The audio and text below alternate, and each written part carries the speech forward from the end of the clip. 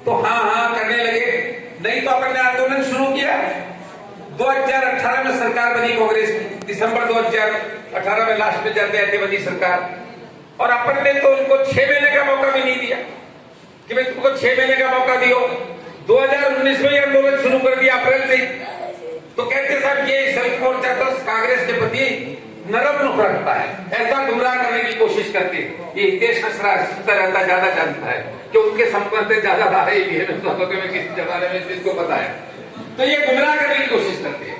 अपन ने तो अप्रैल 2019 से आंदोलन शुरू कर दिए, और करते करते आंदोलन मोटे मोटे तौर के ऊपर धरने भी किए, प्रदर्शन भी किए, रैली भी की, और टोंक पे जाके भी रैली करके अपन आए।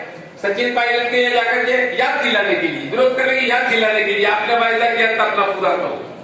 और फिर 2020 में रैली की, 4 मार्च 2020 को बहुत बड़ी रैली थी, करीब 6,000 के आसपास पूरे राजस्थान से लोग आए थे। सिविल लाइन फाटक पर रैली थी, आप में से भी बहुत से लोग आए होंगे, आए थे नहीं आए थे रैली के अंदर। उस रैली के बाद आंदोलन और आगे बढ़ता, पर अपना दुर्भाग्य कहें या उनका सौभाग्य कहें कि 4 मार्च 2020 की रैली जब अपन ने की, उस वक्त कोरोना देश में शुरू हो गया था।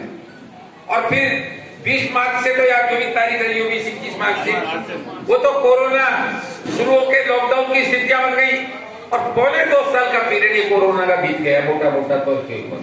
मैं गणित मेरी कमजोर है, इसलिए एक एक दिन का हिसाब नहीं लगा रहा हूँ, मोटे मोटे तौर के ऊपर कह रहा हूँ, पौने 2 साल कोरोना का पीरियड है गुजरा है। तो इस कोरोना के पीरियड के अंदर लगातार बड़ा आंदोलन तो होने की कोई स्थिति थी नहीं। तो कहते हैं, कई बार हमारे लोग भी कहते थे साहब आंदोलन में देरी क्यों हो रही है। तो भाई आंदोलन में देरी इसीलिए हुई कि कोरोना काल में बड़ा आंदोलन लगातार प्रकृति का संभव था नहीं, कर नहीं सकते थे कोरोना प्रोटोकॉल की वजह से। अब जब ये सेकेंड वेव खत्म हुई और लगने लगा कि सेकेंड वेव अब खत्म होने जा रही है, हालांकि अखबारों में आ रहा था तीसरा वेव का खतरा, फिर भी आज भी अभी अखबारों में आता है तीसरी वेव आ सकती है, तीसरी वेव आ सकती है, पर अभी उसके आसार ऐसे लगते नहीं है। तो अपन ने सोचा चलो शुरू करो आंदोलन, जो पहली वेव निकल गई, दूसरी वेव निकल गई, तीसरी आने वाली है, चौथी आएगी, 5वीं, क्या पता कितनी वेव आए, तो इसलिए आंदोलन शुरू करना चाहिए। इसकी संयुक्त मोर्चे ने फैसला करके 26 जुलाई 20 जुलाई को फैसला किया। 26 जुलाई से आंदोलन अपन ने शुरू किए। आप लोग ज्यादातर लोग उसमें भागीदार रहे हो। 26 का जयपुर में प्रदर्शन किया, पूरे राजस्थान में प्रदर्शन किया अपन ने। जुलाई को 3 अगस्त को अपन ने प्रदेश स्तर का सम्मेलन किया। 12 और 13 वो आंदोलन में प्रदर्शन किया 6 तारीख को। फिर इसके 12-13 को अपने हुए, फिर आगे धरने लगे 26-27 के, 17-18 के, और 26-27 का प्रदर्शन किया। ये लगातार इतने आंदोलन 7-8 6 चरण अपन ने आंदोलन के पूरे किए। और मांग क्या है सर? मांगे सब जानते हैं, फिर भी दोहरा रहा हूं मोटी मोटी मांग। पिछले 3 साल से देख रहे हैं, लगातार 3-4 साल से, कि तनख्वाह कभी टाइम पर मिलती नहीं। और पिछले 4-5 महीने से तो स्थिति यह रही थी कि तनख्वाह मिलते मिलते पूरा महीना ही करीब पूरा हो जाता था। और पिछले बार तो स्थिति आई पूरा महीना निकल गया, उसके बाद तनख्वाह भी नहीं मिली थी, 2 महीने की तनख्वाह भी हो गई थी। तो आपकी सबसे पहली मांग तो यही है कि हर महीने की वेतन और हर महीने जिनको पेंशन मिलती है, वो पेंशन और उसके साथ सेवानिवृत्त कर्मचारियों का जो बकाया भुगतान है सेवानिवृत्ति के परिलाभ, तो 1 महीने का सेवानिवृत्ति का परिलाभ, ये 3 भुगतान हर महीने के पहले कार्य दिवस को किए जाने चाहिए। अब लोग कहते हैं साहब एक ही दिवस 1 महीने का क्यों मांग रहे हैं तनख्वाह वेतन के साथ सेवानिवृत्त वालों का? वो इसलिए मांग रहे हैं कि जब तक पूरा भुगतान एक मुश्त हो जाए, 1-1 महीने का तो निकले, 1-1 महीने का तो निकले, ताकि आगे जो बढ़ गया 5 साल का वो तो 5 साल से आगे नहीं बढ़े। एक तो सबसे बड़ा सवाल ये। दूसरा सवाल अपन ने रखा महंगाई भत्ता जो जुलाई से बढ़ा। तो जिस वक्त ये मांग पत्र बनाया उस वक्त 25% की रेट आई नहीं, ये तक जुलाई से महंगाई भत्ता बढ़ेगा। तो ये 25% की रेट तो बाद में मांग पत्र देने के बाद के अंदर भारत सरकार ने डिक्लेयर किया कि जुलाई से जो महंगाई भत्ता बढ़ेगा छठे वेतन वालों का, छठे वेतनमान में जो वेतन पा रहे हैं वो 25% किया। तो राजस्थान सरकार में भी वो फाइल पेंडिंग है, राजस्थान सरकार से उसके आदेश निकलेंगे। उसके बाद जहां जहां छठा वेतन आयोग में वेतन मिल रहा है अभी तक, तो RSRTC अपना रोडवेज है, JCTL जो ये लो फ्लोर की बसें चलती है वो भी छठे वेतन, वहां भी छठे वेतन आयोग का ही वेतन मिल रहा है। और एक पर्यटन निगम, एक होटल कॉर्पोरेशन भी है छोटा सा। तो यहाँ भी छठे वेतन आयोग में वेतन मिल रहा है, 7वां वेतन आयोग लगा नहीं है यहाँ पे। तो यहाँ वो महंगाई भत्ता देने की स्थिति बनेगी। तो अपन ने मांग है कि 15% जो बढ़ा 25%, ये जैसे ही सरकार घोषणा करे हमारा भी ये बढ़ना चाहिए, ये मांग। इसके बाद दूसरी अपनी मांगे आती है जो रेगुलर स्तर की मांगे हैं, ये तात्कालिक मांगे। दो मांगे जो बताई। स्थायी प्रकृति की मांग जो है वो ये है कि 7वें वेतन आयोग जो लागू हुआ 1 जनवरी 2016 से लागू हुआ है, तो तब से राजस्थान रोडवेज में 7वां वेतन आयोग जनवरी 2016 से लागू किया जाए और उसके साथ उनकी पेंशन जिनको मिलती है पेंशन भी संशोधन की जाए। फिर इसके बाद नेक्स्ट मांग है कि सेवानिवृत्त कर्मचारी हर महीने करीब 100 की तादाद में सेवानिवृत्त हो रहे, भुगतान उनको मिलता नहीं। और हालत ये हो गई कि उनमें भी जो सीपीएफ के लोग हैं, जो पेंशनर हैं, उनको तो चलो रो दो के जैसे तनख्वाह के साथ पेंशन मिल जाती है, पर जो सीपीएफ के लोग हैं उनकी तो पेंशन 1800 2000 से ज्यादा बनती नहीं। वो क्या करें? पिछले दिनों कोरोना काल के अंदर बहुत से लोगों के मौत होने की खबर आ गई, पैसा नहीं था इलाज के लिए लोगों के पास, तो लोगों की मौतें होनी शुरू हो गई, तो अभी सरकार ने पैसा दिया नहीं। तो ये भी सवाल, एक मुश्त भुगतान करो, 5 साल में जितने लोग रिटायर हुए हैं एक मुश्त भुगतान करो। फिर इसके साथ हमारी दूसरी और मांगे हैं कि हमारा पहले 5 बार महंगाई भत्ता बढ़ा, उसका एरियर बाकी पड़ा है, वो एरियर हमको दो। हमारे 3 वर्ष के एक्सग्रेशिया बकाया है, वो एक्सग्रेशिया दो। अब की बार दिवाली का एक्सग्रेशिया दो। ऐसा करके करीब 11 सूत्री मांगे। ये प्राइवेट वाहने रोडवेज के बाहर से चलती है, इनको दूर करो। ये सब मिला के 11 सूत्री मांगे हैं। और ये 11 सूत्री मांगों के साथ जो जोड़ा है अपने, जोड़ा कर दोहराई उस बात को, ये दोहराई है कि भाई सरकार वालों तुम ये सब हमारी मांगे पूरी नहीं करना चाहते और इसको निगम को तुम बेहतर तरीके से नहीं चलाना चाहते हो, तो इसको निगम को सरकार के अधीन लेकर के विभाग के रूप में चलाओ, एक डिपार्टमेंट के रूप में चलाओ। ये बात पहली बार नहीं की है, कई लोगों को गलतफहमी हो, सब पहली बार की है। वर्ष 2019 में 4 मार्च की रैली थी, उस रैली का मांग पत्र था। उस रैली के मांग पत्र में भी ये मांग को अपन ने लिखा था कि रोडवेज को आप सरकार के अधीन लेकर के और ये चलाओ। ये तो दोबारा से दोहराएंगे इस मांग को अपन ने इस बार। तो अपन कहते हैं कि हमने मांग करी, ये सब गुमराह करने की कोशिश करते। ये संयुक्त मोर्चे था जिसने 2019 में पहली बार ये मांग की कि तुम अगर नहीं चला सकते निगम के रूप में बेहतर तरीके से इसको, और तुम नहीं दे सकते, हमारी मांगे लागू नहीं कर सकते, तो सरकार के अधीन ले लो। तो इस बात को दोबारा हमने दोहराया है। अब इस आंदोलन के चलते चलते कई नई चीजें सामने भी आने लगी, जो आपको मालूम है, खाली मैं कोई अपनी तरफ से नहीं कह रहा, मोटे मोटे तौर पर आप जानते हो। जिस दिन 6 अगस्त को आंदोलन में प्रदर्शन होना था, उसके एक दिन पहले शाम, यानी 5 तारीख की शाम, फोन आने लगे मैनेजमेंट की तरफ से कि साहब ये आप प्रदर्शन को स्थगित कर दो, 6 तारीख को ज्यादा प्रदर्शन कर रहे हो, हम आपको 2 महीने की तनख्वाह एक साथ आपको 9 तारीख को देंगे। तो हमने कहा सर भाई रिटायर वालों का क्या करोगे, वो भी तो बताइए।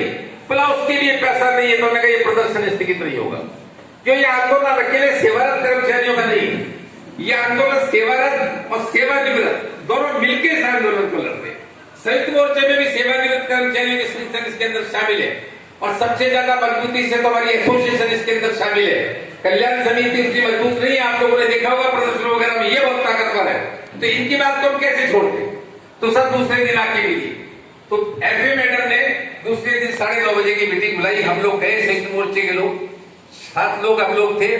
तो वहां उन्होंने कहा साहब प्रदर्शन को देखो, नए एमडी आए हैं, नए एमडी का ऐसे स्वागत करोगे क्या? मैंने कहा आप गुमराह कर रहे हो क्या नए एमडी को? क्या एमडी के खिलाफ हो रहा है प्रदर्शन? ये प्रदर्शन एमडी के खिलाफ है, ले सरकार के खिलाफ है, मांगों के लिए हमारा आंदोलन।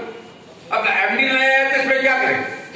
एमडी के आने के बाद तो हमने कोई आंदोलन का फैसला किया नहीं, आंदोलन का फैसला तो पहले से है। अब एमडी बदल गया, नया आ गया, तो इस वजह से तो एमडी से तो नहीं जोड़ना चाहिए। इसलिए आप गुमराह मत करिए, इस तरह से गलतफहमी मत फैलाइए। बोला तनख्वाह मैं 2 महीने की दे दूंगी, मैंने कहा हमारे को दे दी। उस पर बहुत जिद्दोजहद हुई। अच्छा भाई फिर ऐसा करते हैं, 1 महीने का हम रिटायरमेंट वालों का भी भुगतान कब कर देंगे, तारीख बताओ। बोला तारीख नहीं बता सकते। तो हमने कहा प्रदर्शन स्थगित नहीं होगा। अपन ने 6 तारीख को प्रदर्शन किया, आंदोलन प्रदर्शन। और वो जो 9 तारीख को तनख्वाह देने की बात कर रहे थे, वो 1 महीने की तनख्वाह, 1 महीने की पेंशन उसी दिन रिलीज हुई। भाई करेक्ट, सही कह रहे हो क्या? मैं जिस तारीख को 9 को देंगे उसी दिन रिलीज हो गई।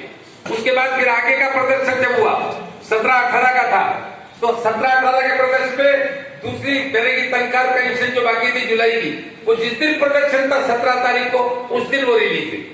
और उस दिन कहा सर बाकी पेंशन दूसरे दिन रिलीज कर देंगे, 19 तारीख, हाँ 19 तारीख को पेंशन रिलीज हुई। और बाद में फिर हमने कहा सेवानिवृत्त वालों का नहीं किया, तो उसी दिन 18 को मुख्यालय पर प्रदर्शन के बाद हम लोग मिले, दबाव बनाया, तो बाद में 1 महीने का वो जो 26 तारीख को जो अपना लगने वाला था 25 को, उसके 1 दिन पहले वो भी तनख्वाह वो फैमिली का स्टेटमेंट आया कि सेवानिवृत्त वालों का भी 1 महीने का बकाया। तो जिस दिन आंदोलन हमारे शुरू, उसी दिन ये सारी चीजें रिलीज होती रही। अखबार वाले भी हमको ये कहने लगे आप खबर बेचते हो, हमने आंदोलन किया, प्रदर्शन किया, धरना लगाया, और अगर रोडवेज न्यूज बेचता है हमने ये भुगतान कर दिया, तो कौन सी खबर छापे आप? ये खबर छापे तो दोनों छापो भाई। तो 2-3 अखबारों ने दोनों खबरें भी छापी, किसी ने एक आध खबर लगाई, तो चल रहा है आंदोलन। अब 1 सितंबर से पूरे राजस्थान के दौरे चल रहे हैं, हर जगह दौरे शुरू हो गए, आम सभाएं हो रही है, जगह जगह मीटिंग हो रही है, हमारे कार्यकर्ता सब लीडर लोग जा रहे हैं संयुक्त मोर्चे के, और तैयारी हो रही है आगे के आंदोलन की, बड़े आंदोलन की। और आगे का बड़ा आंदोलन क्या है? आगे का बड़ा आंदोलन जो घोषित अब तक वो ये है 5 अक्टूबर को पूरे राजस्थान की बड़े करीब 5-6 हजार लोगों की रैली जयपुर के अंदर करेंगे। पर मुश्किल ये आ रही है, अभी तक जो कोरोना प्रोटोकॉल, कोरोना का जो प्रोटोकॉल है, सरकार ने जो फैसले कर रखे, प्रोटोकॉल बोलते हैं उसको, उसके तहत अभी 200 आदमी से ज्यादा इकट्ठा होने की परमिशन नहीं मिलती। अभी तक की स्थिति है, तो हजारों लोगों को इकट्ठा होने की परमिशन मिलेगी या नहीं मिलेगी रैली? तो ये अभी असमंजस की स्थिति है। तो इस संयुक्त मोर्चा देख रहा है कि या तो रैली की परमिशन मिलेगी तो रैली होगी, अगर रैली की परमिशन नहीं मिलती है तो फिर इसको आंदोलन का स्वरूप बदलना पड़ेगा 5 अक्टूबर का, क्योंकि जब परमिशन ही नहीं मिलेगी तो टकराव करके तो कोई आंदोलन होगा नहीं, सारा मामला बिखर जाएगा। तो किसी फिर बड़े स्तर का कार्यक्रम डिपो स्तर के ऊपर ही रखने का सोचेगा, भी कलेक्ट्रेट पे प्रदर्शन को ये करो, जो भी तय होगा वो करेंगे, पर 5 तारीख की रैली चलेगी नहीं। रैली होगी तो रैली, और रैली ली तो कोई दूसरा बड़ा प्रभावी कार्यक्रम करेंगे। और उसके बाद आगे जो कार्यक्रम शुरू होगा 25 अक्टूबर से 26 अक्टूबर से 26 अक्टूबर 2 दिन के दिन रात के धरने शुरू हो जाएंगे 25 तारीख में। और वो दिन रात के धरने में 26 तारीख की रात को 12 बजते जो 24 घंटे की हड़ताल शुरू होगी, कि रात को 26 तारीख को 12 बजने के बाद 27 तारीख शुरू हो जाएगी। तो 27 तारीख को 24 घंटे की अपन ने हड़ताल प्रस्तावित की है, तो वो 2 दिन के जो धरने लगेंगे वो हड़ताल में कन्वर्ट हो जाएंगे। और रैली और उसके बीच के अंदर 1 बार या 2 बार कार्य बहिष्कार का भी तारीखें तय की नहीं है, उस तारीखें तय करके और उसके करेंगे। इसके अलावा और कोई आंदोलन भी इसमें जोड़ना पड़ेगा, तो वो आंदोलन भी संयुक्त मोर्चा जोड़ेगा। ऐसा नहीं है तय सुना है, अगर सिचुएशन बदलेगी तो। देखिए अब लोग कई बार सवाल करते हैं कि साहब 1 दिन की हड़ताल से भी नहीं होगा तो क्या होगा? वाजिब है सवाल उनका। संयुक्त मोर्चे का अभी तक का फैसला केवल 24 घंटे की हड़ताल का है, अभी अनिश्चितकालीन हड़ताल का फैसला नहीं है, क्योंकि सरकार का कार्यकाल कोई समाप्त होने तो जा नहीं रहा है, आखिरी साल तो है नहीं सरकार का, मोटा मोटा आधा समय सरकार का गुजरा है। तो ये संयुक्त मोर्चे की अभी तक की मोटी मोटी राय ये है कि भाई हम तुमको हड़ताल के बाद भी हम उम्मीद करते हैं हड़ताल से पहले ही कर दो, हड़ताल की भी नौबत क्यों आए? और तुम हड़ताल देखना ही चाहते हैं तो हड़ताल तो हो जाएगी, हड़ताल को तो कोई रोक नहीं पाएगा, हड़ताल तो हर हालत के अंदर होगी। और 24 घंटे की हड़ताल के बाद भी तुमने नहीं किया तो फिर क्या है? सवाल का जवाब ये है, फिर आगे तो आर पार की लड़ाई भाई, या तो तुम नहीं या हम नहीं, या तो वही बीजेपी के टाइम जैसा सवाल खड़ा होगा कि भाई ये फिर अनिश्चितकालीन हड़ताल भी चलेगी तो चलेगी, ये सवाल भी खड़ा होता है। अब कुछ लोग इस आंदोलन को कमजोर करने की कोशिशें कर रहे हैं, अलग अलग तरीके का शगुफे फेंकते हैं। उन शगुफों से सबको सावधान रहने की जरूरत है, आप असावधान मत रहना। कई बार तो इमोशनल बात चलाते हैं। क्या इमोशनल बात? भावनात्मक बात। हम हड़ताल करेंगे हमारा नुकसान हो जाएगा, तो हड़ताल में तो नुकसान होता है, अगर गाड़ी नहीं चलेगी तो दिक्कत तो नहीं आएगी। और फिर हड़ताल केवल रोडवेज में होती है क्या? अरे हड़ताल तो वो हथियार है कर्मचारियों के पास में, पूरी दुनिया के अंदर वो हथियार है कि जब कर्मचारी मजबूर हो जाता है फिर कोई रास्ता बच नहीं रहा है, सरकार मैनेजमेंट सुन नहीं रहे तो क्या करे? तो आखिरी हथियार के रूप में हड़ताल को उठाना पड़ता है। नुकसान होता है मालिक का होता है नुकसान, हम हम भी तो अपना नुकसान कराते, तनख्वाह घटाते। हमको कोई तनख्वाह मिलती है क्या हर साल की? कोई तनख्वाह नहीं मिलती है, तो उनका नुकसान होता है तो हमारा भी होता है। तो गलतफहमी फैलाते, नुकसान, फिर कहते हैं अच्छा चलो ऐसा करो कि प्राइवेट नहीं चलनी चाहिए, इन प्राइवेट को रोको चल करके, हम तुम्हारे साथ आ जाएंगे, ऐसी गलतफहमी फैलाने की बात करते हैं। तो ये इमोशनल बात है। मान लिया चलो प्राइवेट को रोको, कितने गाड़ियां भाई प्राइवेट, कितनी गाड़ियां हैं? अभी अखबार में आई थी 35,000 गाड़ी, 35,000 गाड़ी। तो हमारी तो गाड़ी भी 35,000 नहीं, हमारी तो गाड़ी मुश्किल तब तो 3,000 के आसपास ही रही, पहले 4500 की थी। अनुबंधित को मिला ले तो 4,000 के आसपास गाड़ी होगी। तो हम जितने कर्मचारी हैं वो राजस्थान में टुकड़ों में फैले हुए हैं, अलग अलग, एक जगह नहीं है सारे के सारे। अगर एक जगह इतने कर्मचारी हो तो ठीक है, यहाँ से चल जाओ रेला, जो होगा हर बार एक बार निपट लो प्राइवेट वालों से तो शायद निपट भी ले। पर टुकड़ों में फैले हुए हैं, तो टुकड़ों में फैले हुए हम उनसे टकरा सकते हैं क्या? और अगर टकराने की बात कर भी लें, एक बार टकराओ, कोई बात नहीं होगा, देखा जाएगा। तो भाई फिर हमारी मांगे तो रह जाएंगी एक तरफ, फिर लड़ाई सरकार के खिलाफ नहीं रहेगी, वो लड़ाई प्राइवेट वर्सेस रोडवेज कर्मचारी हो जाएगी। सरकार तो मजे लेगी, अच्छा आपस में लड़ रही है, बात हमारे तरफ से पीछा छूटेगा। तो गुमराह करने के लिए, गलतफहमी पैदा करने के लिए इस तरह के पैंतरे फेंके जाते हैं कि भाई ये प्राइवेट को रोके तो हम शामिल हो जाएंगे। ऐसे कुछ लोग हैं जो चला रहे हैं चर्चाओं को।